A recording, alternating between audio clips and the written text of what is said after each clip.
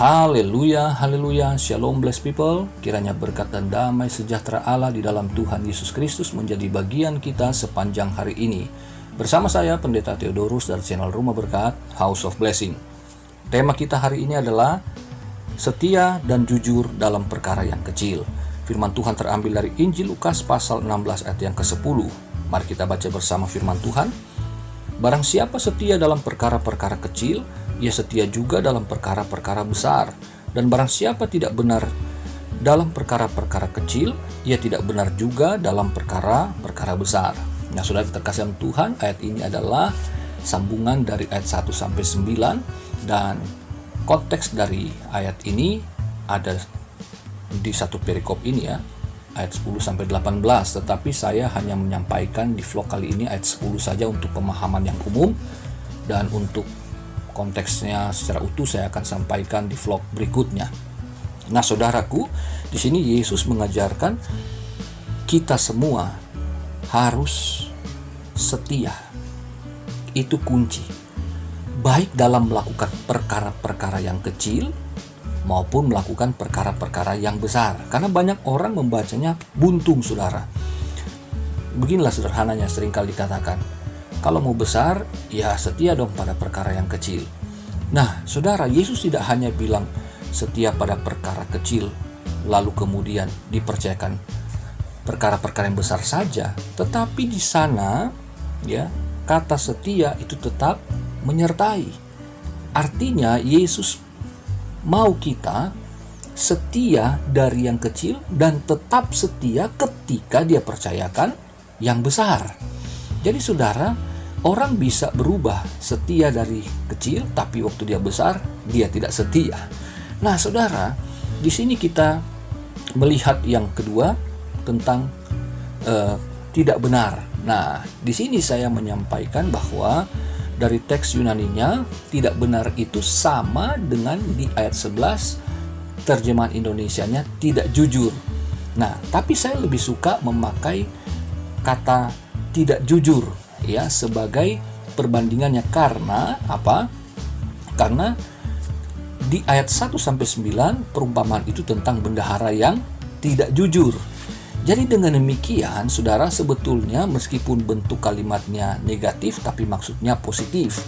Jadi, saudara, kita harus setia dan harus jujur.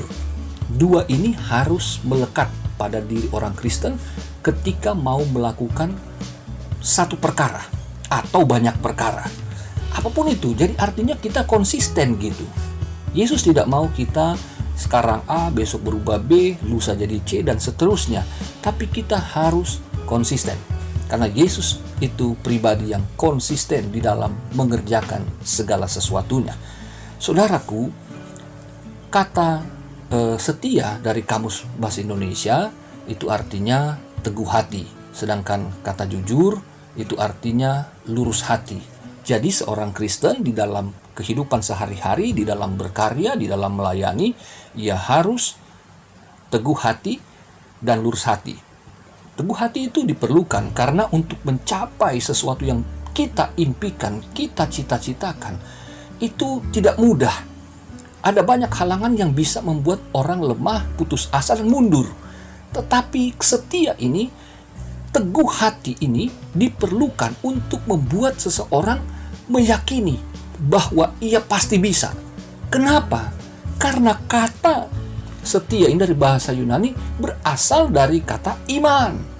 Jadi orang yang teguh hati itu bukan sekedar punya semangat, tapi karena ia beriman kepada Tuhan.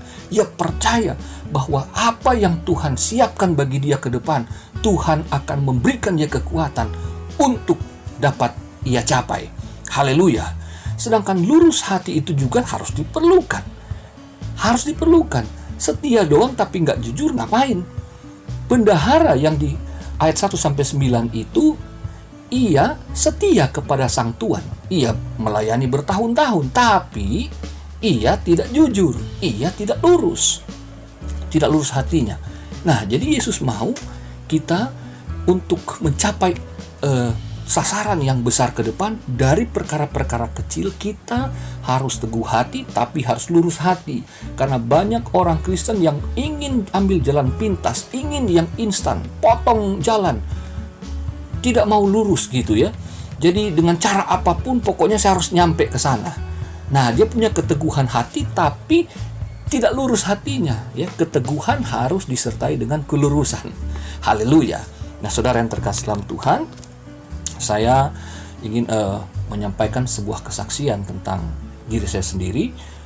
Apa artinya setia dan jujur itu? Karena inilah yang ditanamkan kepada kami di sekolah Alkitab. Saya berasal dari denominasi Gereja Pantekosta di Indonesia, GPDI, di mana setiap siswa dan siswi itu ditanamkan bahwa kalian akan pergi melayani tanpa bantuan siapapun. Kalian harus tetap melayani dengan iman, kesetiaan, dan tetap percaya kepada Tuhan. Apapun yang terjadi, jangan mundur. Itu doktrin bagi kami.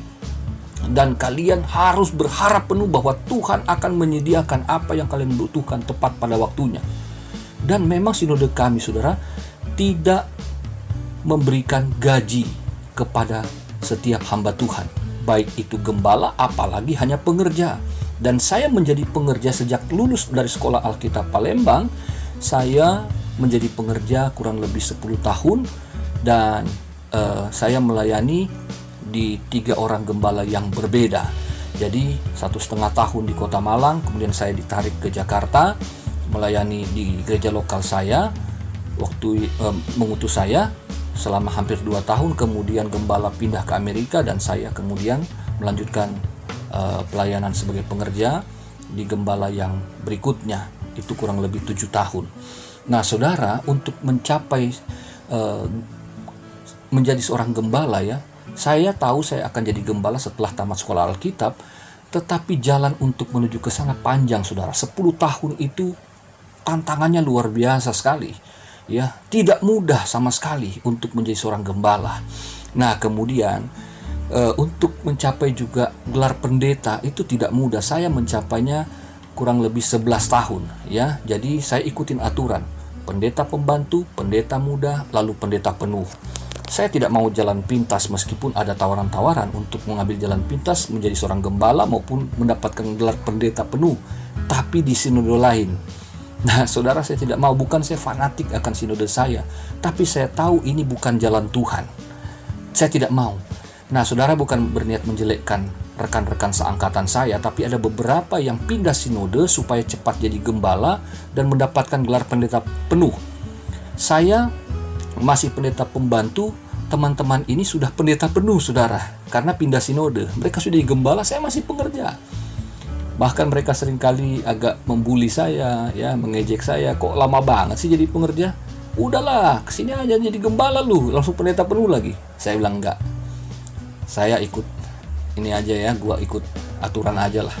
Dan saudaraku, setelah saya jadi gembala tahun 2011 dan menjadi pendeta penuh tahun 2012, teman-teman saya ini banyak yang akhirnya kembali lagi ke sinode kami, ke GPDI. Dan atas kemurahan hati para pimpinan mereka diterima kembali, tetapi mereka harus turun ya dari pendeta penuh PDT harus kembali ke PDP karena pendeta pembantu mereka tidak lewat pendeta muda ya, tidak sesuai dengan organisasi kami, sinode kami. Jadi mereka harus dikembalikan pada saat mereka masih di GPDI. Pendeta pembantu saya sudah pendeta penuh, saya lewat jauh. Mereka baru jadi pendeta muda baru kurang lebih 2 tahun yang lalu. Jadi saudara, kesetiaan dan kejujuran itu pada akhirnya akan membuat hasil yang manis. Nggak pahit, saudara. Saya menerima surat keputusan SK penuh pada tahun 2011 ketika saya dilantik. Sedangkan teman-teman saya ketika kembali ke sinode kami, mereka harus memulainya dengan surat tugas. Nah, surat tugas di sinode kami itu artinya baru permulaan, akan ditinjau 2 tahun, kalau memungkinkan baru akan ditingkatkan menjadi SK. Nah, saudaraku, artinya mereka yang tadinya melewati saya jauh, kemudian akhirnya mereka dalam tanda petik tertinggal ya. Ini bukan artinya mengukur, ini tidak, artinya saya mau bicara konteks ini ya. Setia dan jujur, itu yang akan Tuhan nilai dari kita. Jadi saudaraku, mari apapun profesimu, apapun panggilan pelayananmu, di gereja juga demikian. Jangan buru-buru pengen jadi pelayan seperti yang lain. Ada, kok dia di mimbar cepat, saya belum dapat bagian. Jangan saudara, sabar. Saya di organisasi gereja juga demikian saudara. Sebelum saya menjadi ketua ini, ketua itu, dari tingkat kecamatan, tingkat kota madya, sampai tingkat provinsi, sampai tingkat nasional, saya memulai pelayanan itu di sinode kami, di pertemuan hamba-hamba Tuhan yang diadakan setiap minggu. Saya memulainya sebagai kolektan. Saya tukang bawa kolekte, kantong kolekte, ya. Dan sampai sekarang kalau tidak ada petugas yang ditunjuk itu hadir, maka saya dengan spontan inisiatif saya ambil itu, saya jalankan kantong persembahan ketika ada pertemuan-pertemuan hamba-hamba Tuhan. Jadi saya memulainya dari perkara yang kecil. Saya jadi kolektan, kemudian saya diangkat jadi pengurus yang kerjaannya angkat-angkat loudspeaker, angkat-angkat aqua, angkat-angkat barang seperti itu. Lalu kemudian berjenjang sampai saya jadi menjadi pemimpin, menjadi ketua ini dan ketua itu. Semua ada prosesnya dan bukan saya cari, tetapi dipercayakan oleh Tuhan dan oleh pimpinan gereja. Demikian juga dengan panggilan profesi saudara. Ya, jadi di hari-hari ini mari tetap setia, tapi harus tetap jujur saudara. Pegang teguh ya prinsip-prinsip firman Allah. Teguh hati dan lurus hati ya. Setia tapi harus jujur. Amin saudara. Oke, demikianlah yang dapat saya sampaikan. Sampai jumpa di vlog berikutnya. Tetap semangat, tetap berdoa dan bersukacita.